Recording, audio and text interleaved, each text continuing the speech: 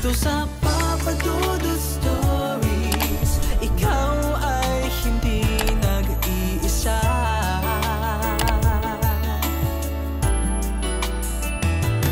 Dito sa Papa Dudut Stories, may nagmamahal sa'yo.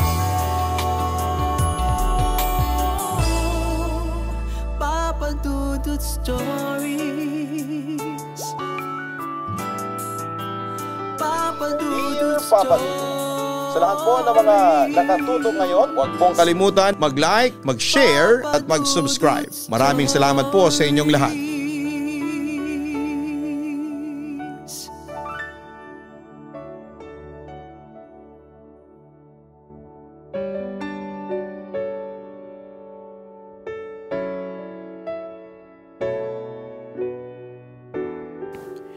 Malaki ang role na ginagampanan ng mga guro sa mundo. Sila ang humuhulma ng mga future engineer, architect, business owner at kung ano-ano pa. Sila ang tinatawag nating pangalawang magulang. Hindi biro ang maging isang guro dahil hindi lamang isa ang batang kailangan niyang gabayan. May ibang guro na kahit nawala na sila sa school ay pinagpapatuloy pa rin nila ang pagiging pangalawang magulang sa kanilang mga estudyante.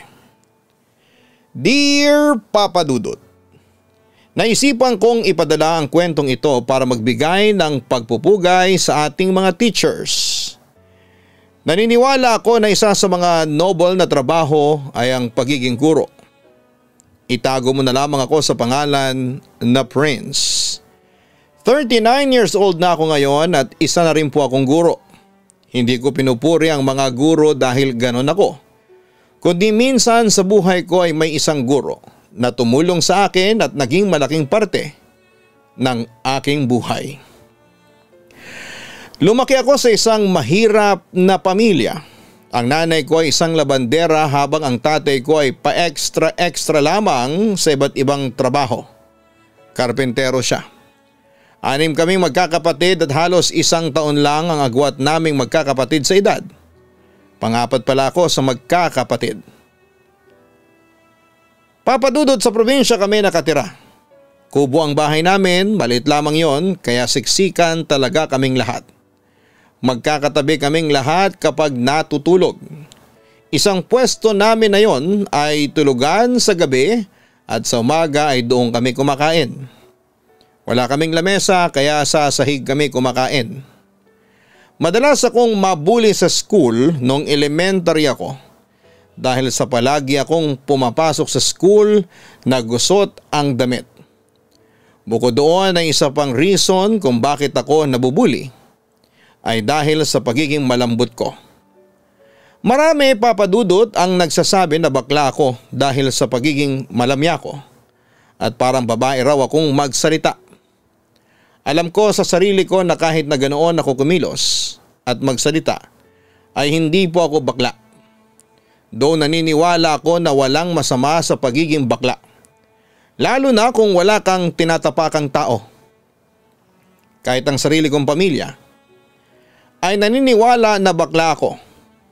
Yun ay dahil hindi pasok ang kilos ko sa pamantayan nila ng pagiging totoong lalaki. Ang pag-aakala nilang bakla ko ay ang dahilan din kung bakit madalas akong mabugbog ng aking nanay at tatay. Dati akala ko kapag may nangaapi sa akin at magsusumbong ako sa kanila ay ipagtatanggol nila ako. Dahil sila ang magulang ko pero hindi ganon ang nangyari. Nagagalit pa sila kapag umiiyak akong umuuwi sa bahay at nagsusumbong sa kanila. Kasalanan ko raw kung bakit ako inaaway dahil lalambot-lambot daw ako. Maging sa lugar na kung saan ako nakatira ay bakla ang tingin sa akin.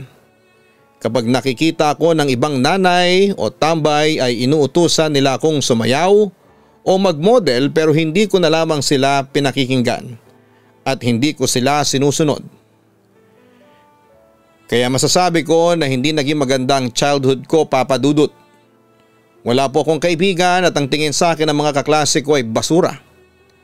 Naging biktima ako ng bullying at busog ako sa bugbog sa aking nanay at tatay. Alam ko na parang pang teleserye ang buhay ko sa dami ng mga pagsubok na pinagdaanan ko. Pero sa kabila ng lahat ng yon ay naniniwala pa rin ako na hindi habang buhay ay ganon ang aking buhay. Mataas ang pangarap ko hindi lamang para sa aking sarili, kundi para na rin sa aking pamilya. Buong elementary ko ay wala akong naging kaibigan, Papa Dudut. Kahit papaano'y nasanay na ako sa pambubuli sa akin ng lahat. Kung dati ay palagi akong umiiyak, nasanay na ako na huwag pansinin ang mga sinasabi ng mga tao sa akin. Hindi na rin ako nagsusumbong sa mga magulang ko kasi alam ko na kapag ginawa ko yon ay papagalitan o bubugbugin lamang nila ako. Nasa utak ko na noong bata pa lamang ako na hindi na ako magkakaroon ng kaibigan. Tinanggap ko nang walang magkakaroon ng interes na kaibigan ako kaya alam ko nang magiging forever alone ako. Pero hindi pala. Mali pala ako, Papa Dudut. Nang pumasok na ako sa first year high school ay may isang transfer student na babae na unang kumausap sa akin. Si Olga. Naging magkatabi kami noong first day ng school at ako ang kinausap niyang una. Ang akala ni Olga ay bakla ako dahil sa kilos ko, pero ang sabi ko sa kanya ay hindi ako ganon. Talagang malambot at malamya lang akong kumilos. Tapos ang payat ko, kaya madalas ay mapagkamalan akong bakla at kapag sinasabi ko na hindi ako bakla ay wala namang naniniwala. Tanging si Olga lamang ang unang naniwala sa akin, Papa Dudut.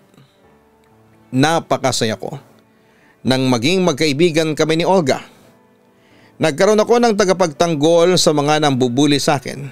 Kapag may nanunukso sa akin, ay si Olga ang nangaaway sa kanila. Olga, hindi mo naman kailangan na makipag-away ng dahil sa akin. Sanay na ako sa kanila. Elementary pa lang ay binubuli na nila ako. Minsan ay sabi ko kay Olga, kaya nga palagi kang tinutokso kasi hindi ka lumalaban. Alam mo, dapat ipakita mo rin sa kanila na hindi okay sa iyo ang ginagawa nila. Dapat lumalaban ka rin minsan. Ang payo ni Olga sa akin. Umiiwas kasi ako sa gulo. Saka alam ko na hindi totoo ang sinasabi nila tungkol sa akin. Baka kapag nilabanan ko sila, isipin nila na guilty ako. Baka mas lalo nila akong tuksuhin. Pagpapaliwanag ko. Magkaiba talaga tayo ng opinyon sa ganyang bagay. Pero hayaan mo, ngayong magkaibigan na tayo, ay ako nang magiging tagapagtanggol mo. Turan pa ni Olga. Hindi ko talaga inakala na magkakaroon ako ng kaibigan, Papa Dudut. Kaya talagang pinapahalagahan ko ang friendship namin ni Olga. Kami ang palaging magkasama at mas lalo akong tinukso dahil sa babae ang kaibigan ko. Dapat daw kapag lalaki ka, lalaki rin ang kaibigan at mga kasama mo. Third year high school ako nang maging advisor namin si Ma'am Donna. Sa pagkakaalala ko ay 48 years old na siya ng time na yon. Naging subject teacher na namin siya noong second year high school, kaya kahit papaano ay kilala ko na siya. Masayahin si Ma'am Donna, Filipino ang subject na itinuturo niya sa akin. And to be honest, ayoko ng subject na Filipino kasi nakakantok siya. Tapos ay palagi pang pangtanghali yung subject na yon, kaya mas lalong nakakaantok. Pero nang si Ma'am Donna na ang nagturo sa amin ng Filipino subject, ay naging paboritong subject ko na yon. May mga paraan kasi si Ma'am Donna para maging exciting ang Filipino subject. Paborito ko yung nagkukwento siya ng mga life experiences niya na nakakatuwa. Sa ganoong paraan ay nakukuha niya talaga ang atensyon ng mga estudyante niya para makinig sa kanya. Hindi rin lingid sa marami ang pagiging matulungin ni Ma'am Donna sa mga estudyante sa school. Kahit na hindi niya estudyante ay tinutulungan niya. Naalala ko ang unang beses na tinulungan ako ni Ma'am Donna. Absent noon si Olga at tinukso ako ng mga kaklase ko dahil sa marumi at gusot ang damit ko. Wala kasi kaming plancha sa bahay, Papa Dudut. Tapos dalawa lang ang polo ko. Kaya minsan ay 2 o 3 beses kong sinusuot ang polo ko. Nakakatawa nga kasi labandera ang nanay ko pero hindi siya nakakapaglaba ng madalas sa bahay. Mas naipaglalaba pa niya ang ibang tao kesa sa amin. Pero naiintindihan ko yon kasi trabaho yon ng nanay ko. Madalas pa nga ay kami na ng mga kapatid ko ang naglalaba kapag wala kaming pasok sa eskwelahan. Nang pumasok si Ma'am Donna sa classroom para magturo na, ay napansin niya na namumugto ang mga mata ko. Hindi ko kasi kinaya ang panunukso ng mga kaklase ko kaya umiyak na lamang ako. Tinanong ako ni Ma'am Donna kung ano ang nangyari sa akin at ang sabi ko ay napuwing lamang ako. Pauwi na ako ng araw na yon nang lapitan ako ni Ma'am Donna. Prince, alam ko na palagi kang nabubuli dito sa school. Hindi ako naniniwala na napuwing ka kanina. Kaya namamagana ang mga mata mo. Umiyak ka hindi ba? Tanong ni Ma'am Donna sa akin. Opo ma'am, tinutokso nila ako kasi gusot ang polo ko pag amin ko. Mga batang yan talaga. Bakit ba kasi palaging gusot ang uniform mo? Tanong ni ma'am. Wala po kasi kaming plancha sa bahay. Tugon ko. Ganon ba? Okay, ganito. Kailan ka ba naglalaban ng uniform mo? Tanong ni Ma'am Donna. Tuwing Sabado po ng umaga, sagot ko. Nagsuggest si Ma'am Donna na tuwing Linggo ay pumunta ako sa bahay nila. Daling ko raw ang mga uniform ko at doon ko planchahin. Nang sa ganon ay hindi na ako tuksuhin. Huwag daw akong mag-alala dahil hindi niya ako sisingilin. Libre daw yon. Alam ko na mabait at matulungin talaga si Ma'am Donna pero hindi ko ine-expect na pati ako ay tutulungan niya. Sobra akong nagpasalamat kay Ma'am Donna dahil sa offer niyang yon papadudot. Kaya naman simula noon, tuwing Linggo ay nagpupunta ako sa bahay nila para makiplansya ng mga uniform ko. Nung una ay uniform ko lang ang dinadala ko hanggang sasabihin ni Ma'am Donna na kung gusto ko ay dalhin ko na pati ang mga uniform ng iba kong mga kapatid na nag-aaral.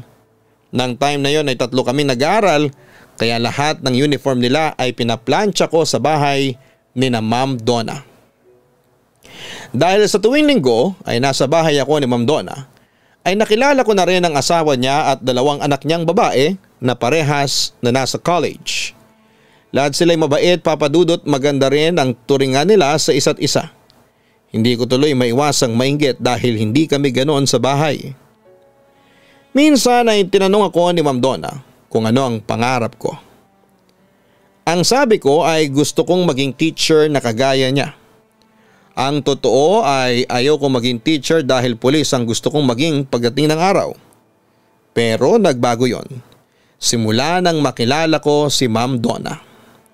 Gusto kong gayahin ang ginagawa niyang pagtulong sa mga estudyante na kagaya ko. Maganda yang pangarap mo, Prince. Basta magsikap ka lang ha. Matutupad mo yan. Sabi ni Ma'am Donna. Salamat po ma'am. Pero alam ko na hanggang pangarap lang ang maging teacher ako. Alam ko na hanggang high school lang ang kaya ng mga magulang ko. Tanggap ko nang hindi ako makakapag-college. Turan ko. Huwag ka mawala ng pag-asa. Malay mo naman, may tumulong sa'yo. O kaya ilapitan ka ng swerte. Matalino ka naman eh. Malay mo makakuha ka ng scholarship. Oo nga pala, may itatanong ako sa'yo. Bakit ka ba talaga binubuli sa school? Turan ni ma'am. Tinutokso po nila akong bakla kasi malambot at malamya akong kumilos. Ang totoo po, hindi po ako bakla. Ganito lang po talaga akong kumilos. Sagot ko. May mga tao talagang ganon. Hinuhusgahan kaagad nila ang isang tao dahil sa nakikita nila. Pero kung bakla ka, wala namang problema dun. Sadyang may mga tao kasi na makitid ang utak. Wika ni Ma'am Donna. Gumaan ang pakiramdam ko sa mga sinabi ni Ma'am Donna sa akin. Ang sarap pong isipin na bukod kay Olga ay meron pang isang tao na naniniwala sa kung ano talaga ako. Sila yung mga tao na hindi ako hinuhusgahan dahil sa nakikita nila sa panlabas ko. Sila yung mga tao na nagtanong muna kung ano ba talaga ako. Sinabi sa akin ni Ma'am Donna na kapag may nanukso sa akin sa susunod ay magsumbong ako sa kanya. Siya raw ang bahala. Kakausapin daw niya ang mga nambubuli sa akin para malaman ng mga ito na hindi tama ang ginagawa nila sa akin. Gaya ng sinabi ni Olga sa akin, hindi raw ako dapat pumapayag na may umaapi sa akin. Wala raw mali na lumaban ako lalo na kung wala akong ginagawang mali at nananahimik lamang ako. Sa kabila ng mga sinabi ni Ma'am Donna, sa akin ay hindi pa rin ako nagkaroon ng lakas ng loob na ipagtanggol ang sarili ko. Hindi rin ako nagsusumbong kay Ma'am Olga kapag may nambubuli sa akin. Hinahayaan ko lamang sila kung anong gustong gawin nila sa akin. Isa pa sa mga hindi ko makakalimutang tulong ni Ma'am Donna sa akin ay noong first periodical exam namin noong third year ako.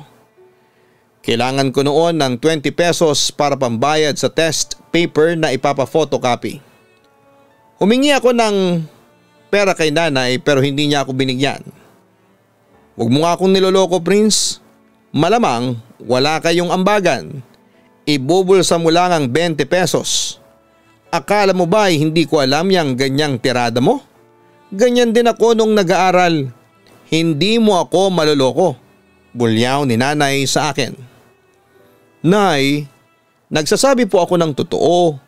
May bayad po talaga na 20 pesos para sa exam namin. Pampapotocopy ng test paper, ang sabi ko. Tumigil ka na, isa pa. Wala akong pera. Bakit kasi hindi ka mangalakal para may pera ka? Hindi yung palagi ka lang nandito sa bahay, sigaw pa ni nanay. Kung hindi lang sana ako tinutokso sa lugar namin ay hindi ako palaging nasa bahay. Mas gusto ko kasi na nasa bahay lang kesa sa tuksuhin ako sa labas.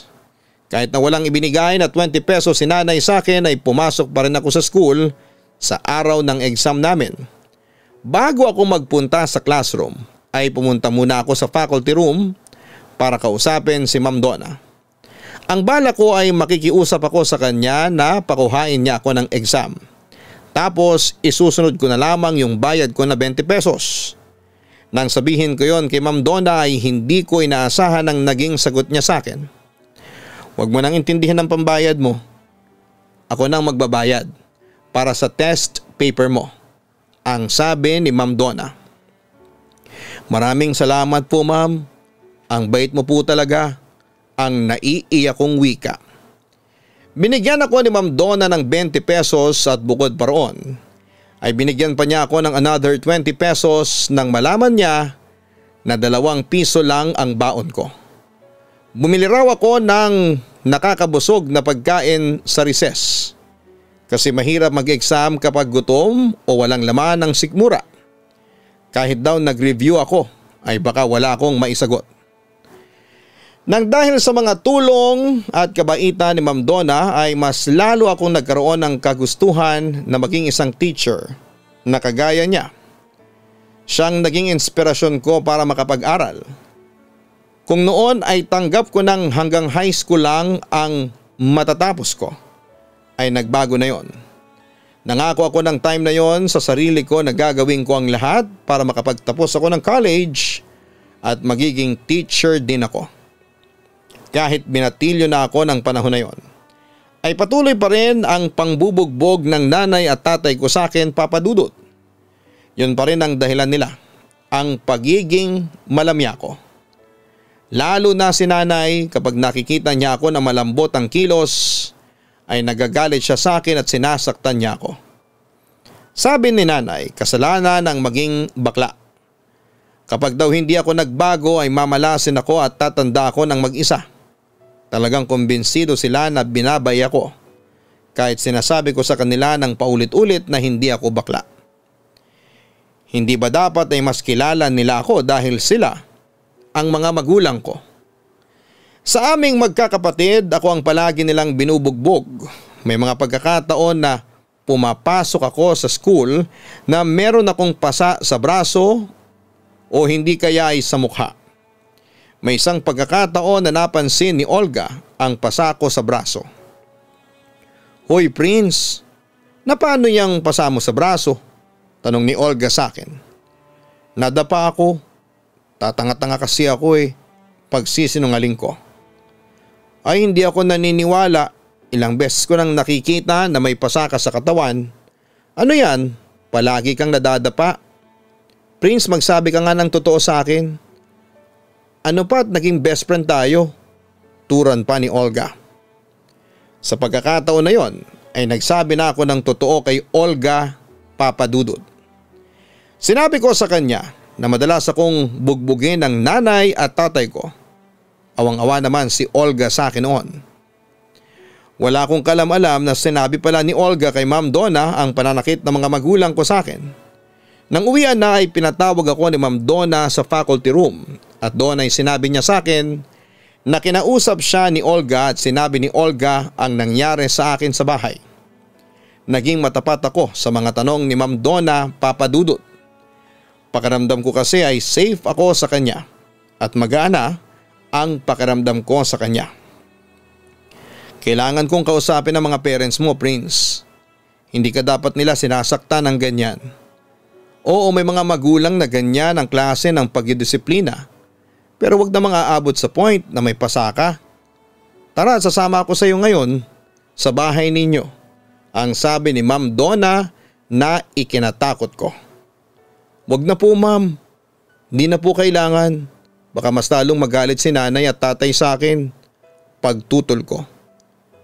Okay, papalapasin ko yan ngayon ha. Pero kapag yan naulit hindi mo na ako mapipigilan na kausapin sila. Wika ni Ma'am Donna. Mabuti na lamang at napapayag ko si Ma'am Donna na huwag nang kausapin ang mga magulang ko. Alam ko kasi na mas magagalit si nanay at tatay sa akin kapag nangyari yon. Ayoko rin na madamay pa si Ma'am Donna pero ang problema ko ay alam ko na mauulit pa rin ang pagkakaroon ko ng pasa. Kaya kapag binubugbog ako at meron akong pasa ay hindi na lamang ako pumapasok. Hinihintay kong mawala kahit papaano ang pasa ko bago ako pumasok, lalo na kung ang pasa ko ay nasa parte ng katawan na hindi ko kayang itago. Napansin ni Ma'am Donna ang madalas kong pag-absent.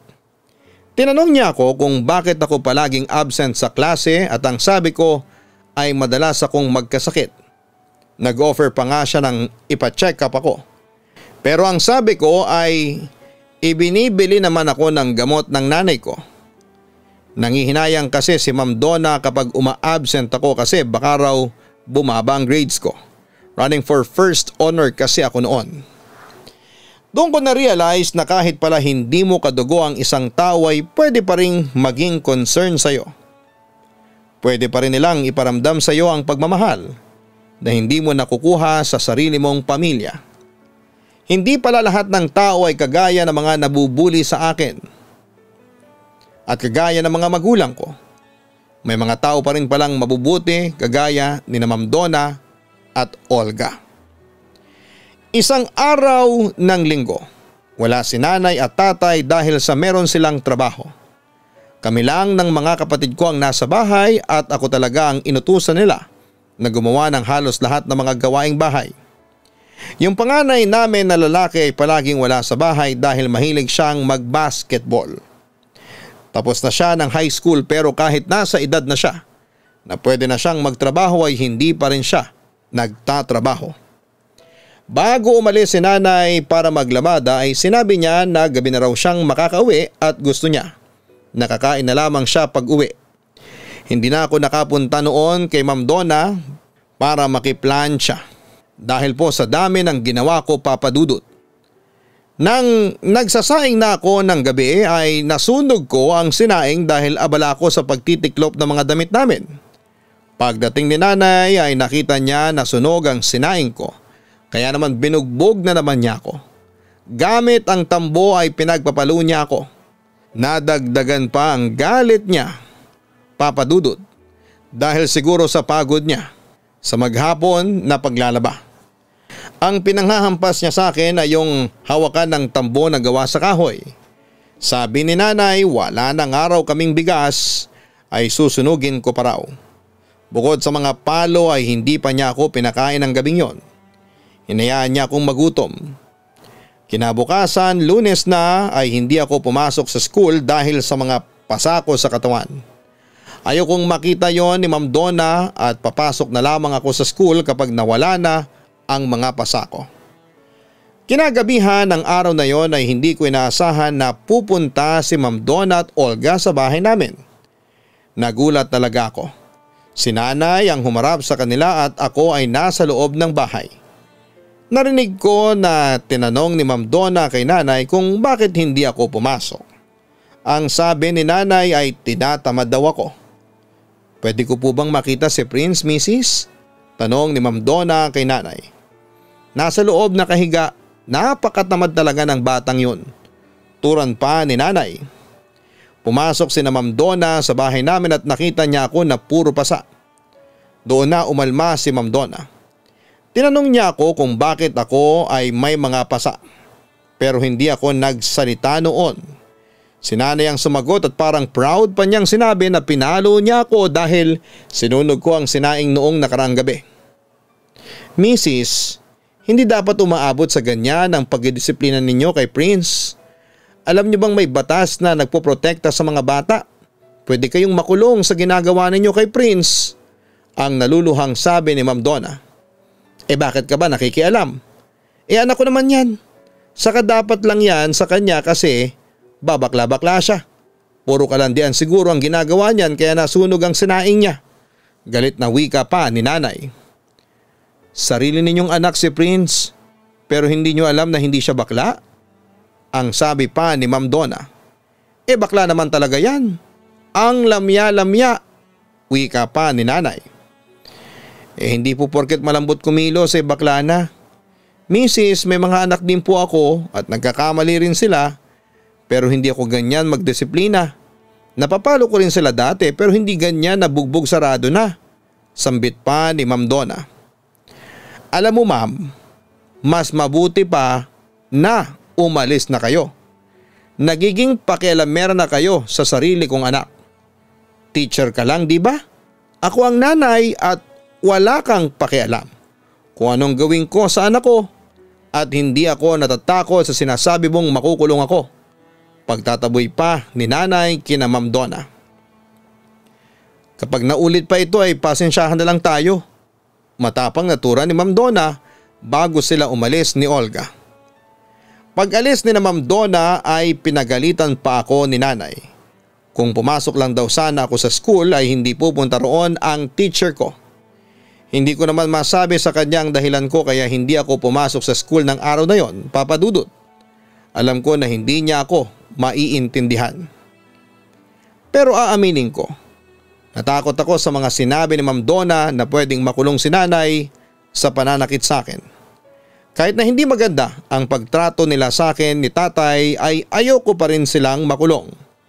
Hindi para sa akin kundi para sa mga kapatid ko. Alam kong hindi mabubuhay ang mga kapatid ko nang wala ang mga magulang namin.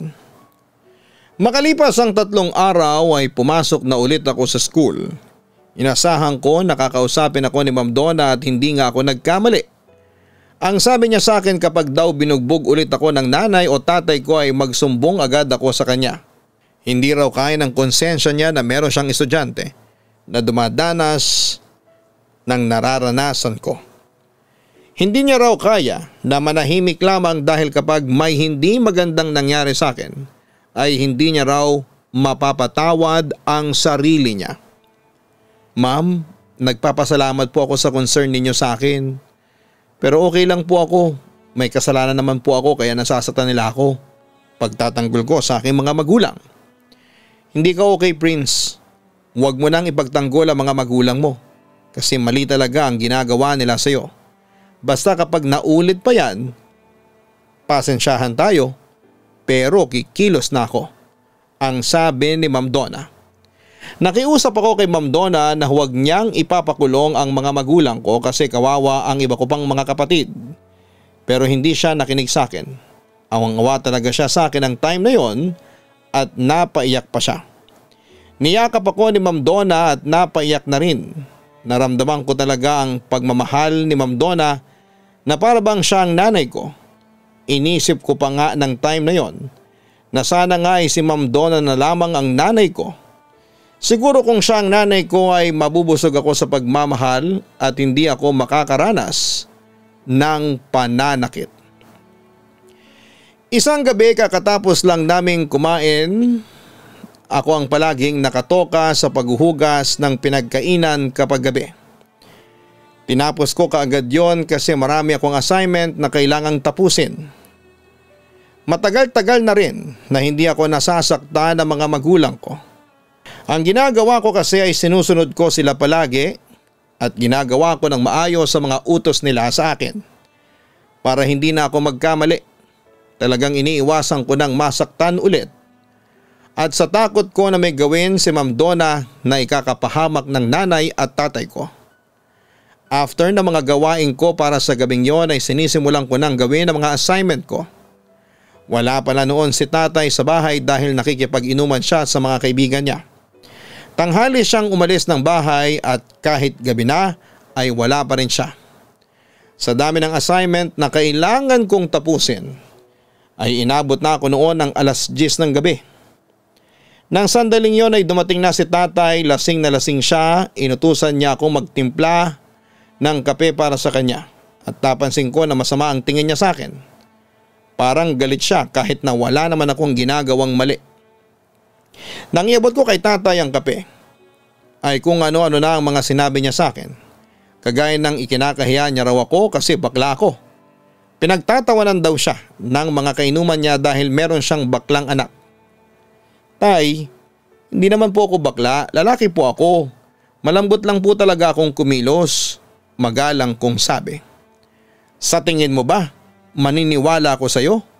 Kitang kita ko sa kilos mo na bakla ka. Sigaw ni tatay sa akin. Nagulat na lamang ako nang biglang itinapon ni tatay sa akin ang mainit na kape. Napasigaw ako sa sobrang sakit. Hindi pa roon natapos ang lahat dahil pinagsusuntok pa niya ako sa mukha. Gagawin daw niya akong lalaki. Hindi raw siya titigil na bugbugin ako hanggat hindi ako nagbabago. Napakalakas ng iyak ko ng sandaling yon. Ang mga kapatid ko at si nanay ay pinapanood lamang ako habang sinasaktan ako ni tatay. Wala man lang sa kanilang nagtry na awatin si tatay. Sa sobrang bugbog na dinanas ko ng time na yon ay nag-pass out ako, Papa Dudut. Yun ang pinakamatinding bugbog na naranasan ko sa buong buhay ko kasi talagang nawalan ako ng malay. Nagising ako ay nasa ospital na lamang ako. Nakahiga ako sa hospital bed. At grabe ang sakit ng katawan ko. Takot na takot ako noon kasi akala ko talaga ay mamamatay na ako. Si Ma'am Donna ang unang dumalaw sa akin. Iyak siya ng iyak nang makita ang itsura ko kasi grabe talaga ang pasa at ubi ko noon sa mukha ko. Pumutok pa ang labi ko at nagkaroon ako ng lapnos sa aking katawan dahil sa mainit na kape. Kay Ma'am Donna ko rin nalaman na narinig pala ng mga kapitbahay namin ang pagsisigaw at pag-iyak ko. Kaya naman sinaklolohan nila ako. Sila ang nagdala sa akin sa ospital. Nakakulong na raw sa barangay ang tatay ko at kakasuhan ito ng child abuse sa ginawa sa akin. Kinabahan na naman daw kasi si Ma'am Donna kaya pinuntahan niya ako sa bahay namin. Sa mga kapitbahay din niya nalaman ang nangyari sa akin at kung saang ospital ako dinala. Ma'am, ayaw ko na pong umuwi sa amin. Nanginginig kong sabi. Huwag kang mag-alala, Prince. May mga taga DSWD na kakausap sa iyo bukas para malaman natin kung ano ang tama at magandang gawin sa sitwasyon mo. Pangako, yun ang huling beses na mararanasan mo ang ganong pananakit. Andito ako para protektahan ka simula ngayon. Pangako ni Ma'am Donna. Nang kausapin ako ng mga taga DSWD ay sinabi nila na pwede ring makulong ang nanay ko dahil nalaman nila na maging ito ay sinasaktan ako. Pero nakiusap ako na huwag nilang idamay ang nanay ko dahil kawawa ang mga kapatid ko. Pwede naman daw na kupkupin nila at ilagay sa isang safe na shelter ang mga minor de edad kong kapatid. Pero ayoko pa rin. Maayos naman kasi ang trato ni nanay sa iba kong kapatid at sa akin lang hindi.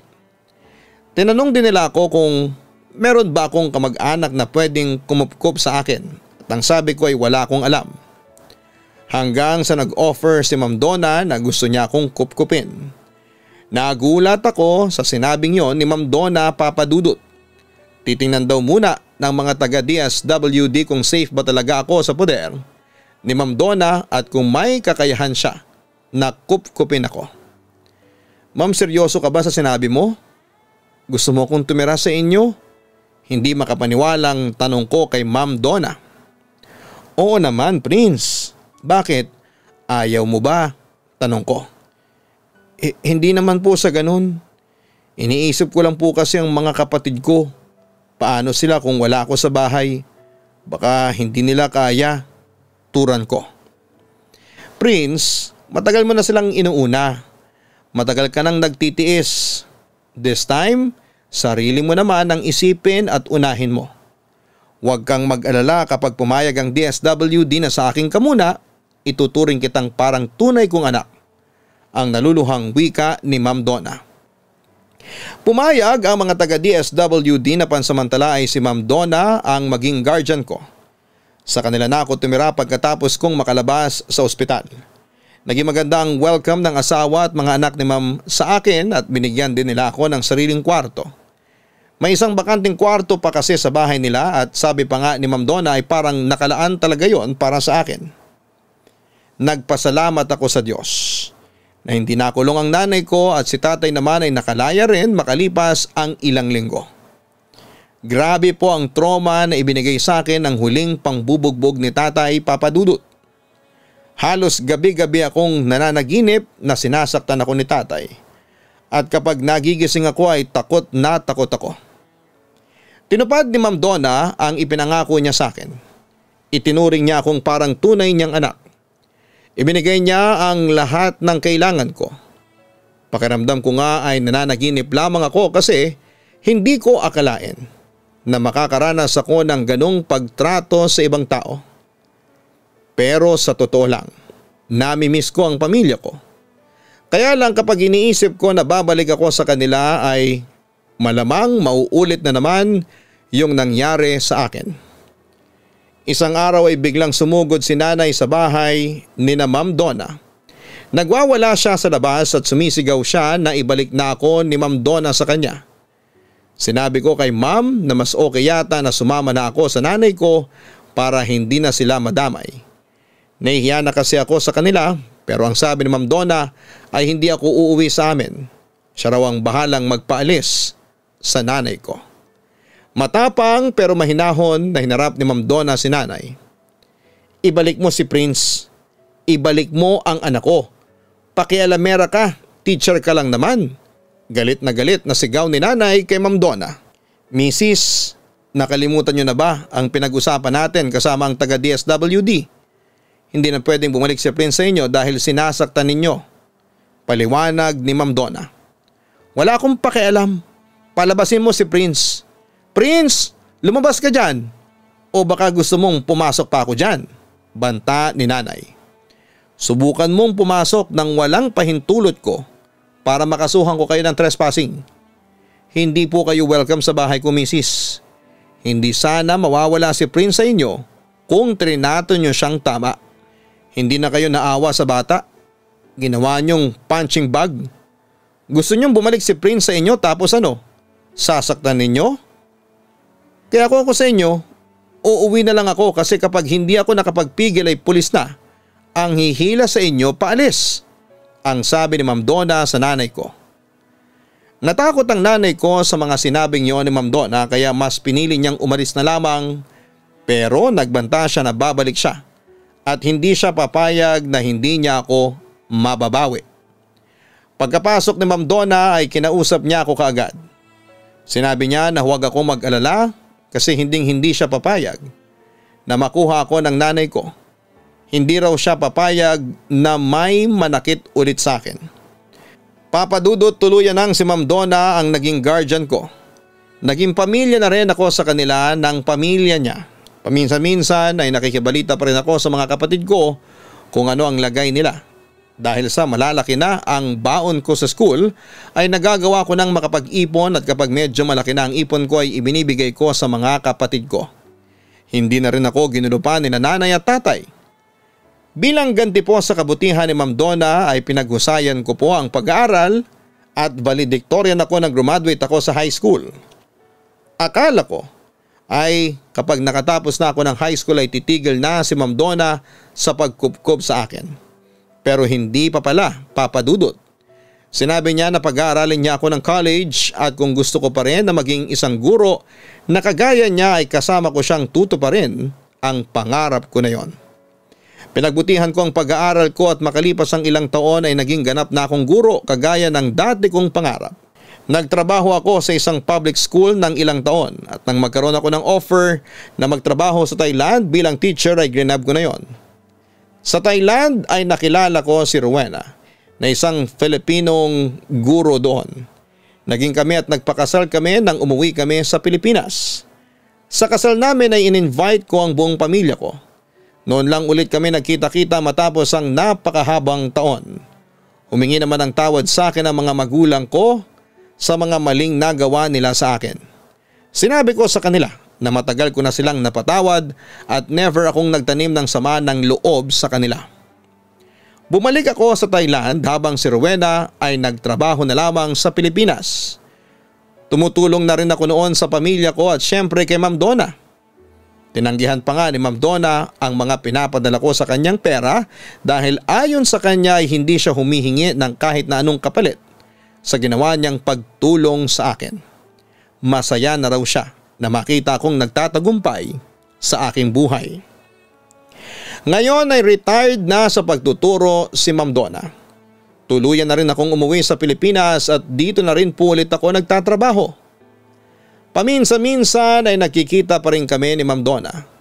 Kahit medyo may edad na siya ay malakas pa rin siya at wala akong ibang hiling sa Diyos, kundi ang bigyan pa siya ng mahabang buhay.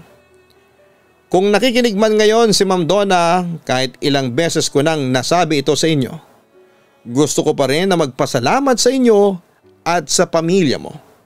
Ikaw ang nagpatunay na may mabubuti pang tao dito sa mundo na handang tumulong ng walang hinihintay na kapalit.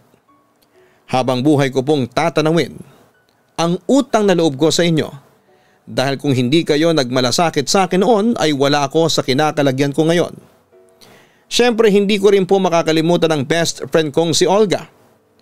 Maraming salamat dahil kahit marami ang ayaw akong maging kaibigan ay mas pinili mo pa rin na kaibiganin ako. Hanggang ngayon ay magkaibigan pa rin kami ni Olga, Papa Dudut.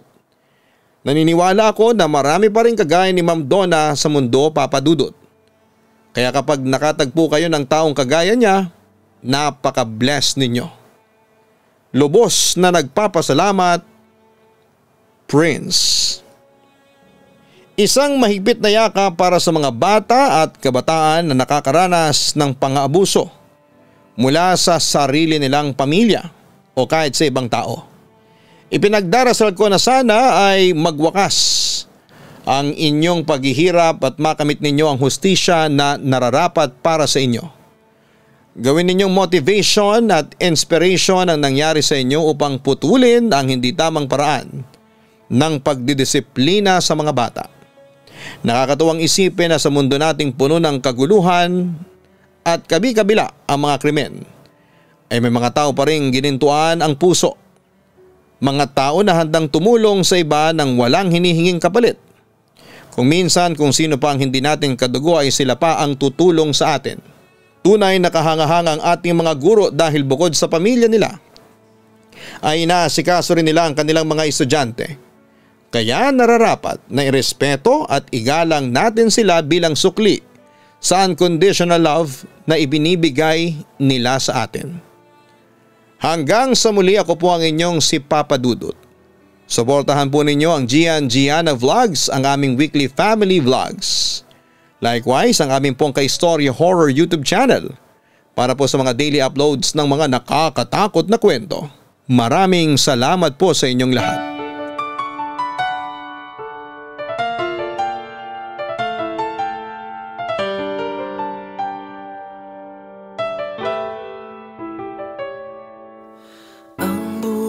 Ay mahiwaga, laging may lungkot at saya. Sa Papa Dudut Stories, laging may karamay ka.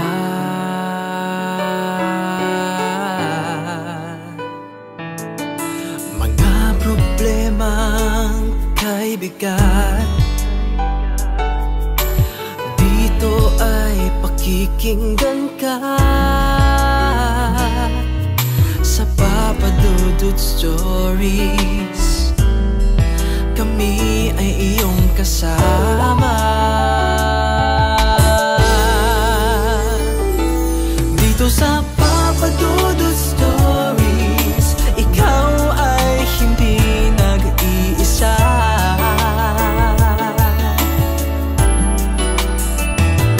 Dito sa Papa Dudut Stories, may nagmamahal sa'yo.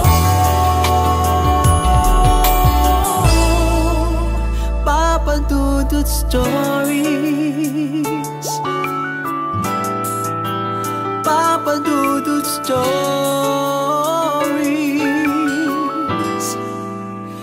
Papa Dudut Stories.